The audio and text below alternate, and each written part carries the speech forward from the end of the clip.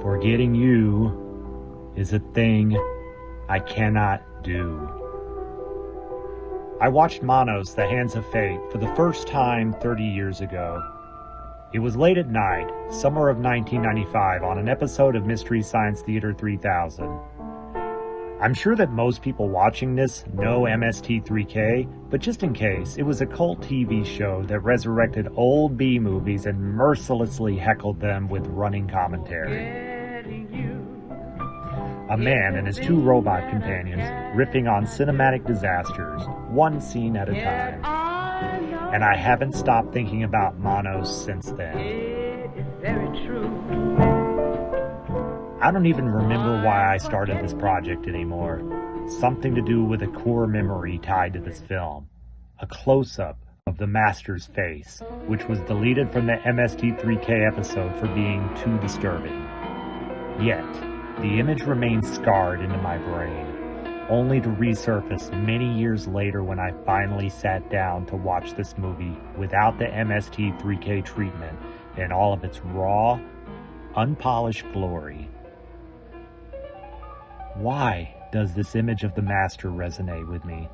This scene was cut from the episode. There's no reason why I should remember a scene that I've never watched before. Is it possible that this movie has gotten into my soul?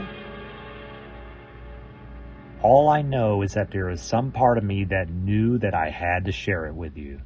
Not to mock Manos, not even to ironically praise it, but to do the one thing almost no one has ever done, to tell it like it is, to treat the film like it's a haunted object. There's a fan theory that Manos carries some sort of dark psychic residue. Not necessarily supernatural, but like it accidentally became a vessel for delusion.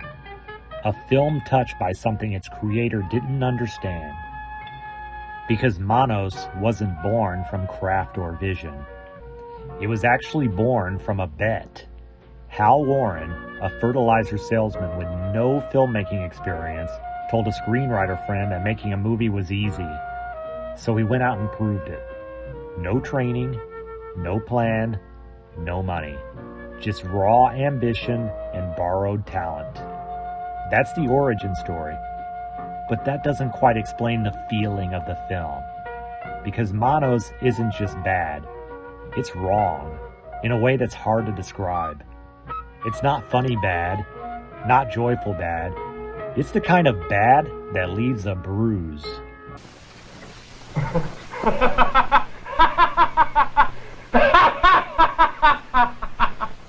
The pacing doesn't feel slow. It feels stuck. Scenes linger far too long. Cuts arrive late or not at all. Moments seem to want to end, but can't. And under all of that, there's a steady, unrelenting dread. No comic relief, no escape, just descent. There is no way out of here, Torgo says. It'll be dark soon. He means it. Spoiler alert, if somehow you haven't seen Manos yet, despite how bad it is, the events of this film are still legitimately shocking. It's part of the reason it's endured nearly 60 years later. So this is your last warning. Torgo gets dismembered and vanishes. One of the Master's wives is beaten to death. The family never escapes. The father becomes the new servant. The mother becomes a bride. The 7-year-old daughter also becomes a bride. The ritual resets. The loop begins again. Most horror films end with catharsis. This one ends with submission. The Master wins, and a cycle continues.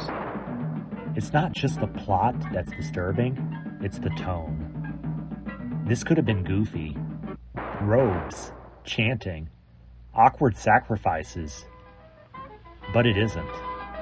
It plays everything flat, straight, and grim, which somehow makes it worse. The cult isn't mysterious or sexy. They're lifeless, robotic. The wives stare blankly. The master speaks in absolutes. No one seems alive.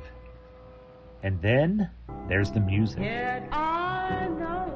Brassy, jazzy, improvised, like a nightclub band trapped in a nightmare. But beneath it all, quietly during the ending, a strange little song plays. Forgetting You. Most people don't notice it, but it's there, looping softly, as the characters forget who they were, and maybe as we do too. I'm forgetting you.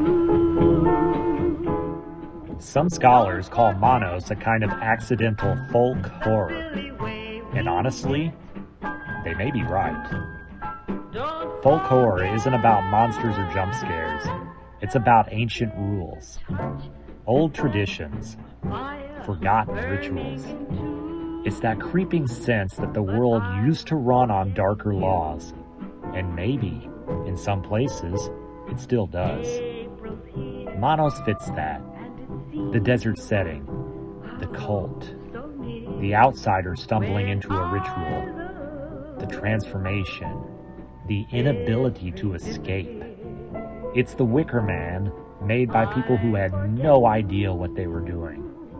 And somehow, that makes it feel more real, like something slipped through the cracks. The more I watched, the less I felt like I was analyzing the movie. I was serving it. That's the word. Service. Service. Devotion. Like the film itself demands to be remembered. Forget artistic merit. Forget marketability.